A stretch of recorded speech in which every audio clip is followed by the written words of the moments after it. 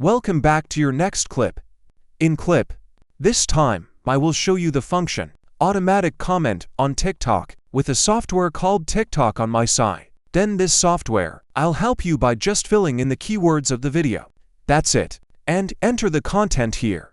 We just need to put one line each. I'll give you an example of 1 to 10, that, when we're done selecting the content, we're just going to save it and press X. Select the account we want to comment on. It is very simple to load it out. Here I choose 10 accounts running 10 streams. If you press start, the software will automatically. It goes into the video.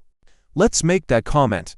During the video, it will automatically log in this comment. Let Tim do those things. In addition, the software, it will have additional functions such as setting this video. This live stream setting is push this video update, post a video of this card, and update the comment. There's a lot of different functions. You want to experience the software? Please inbox me now. Hi.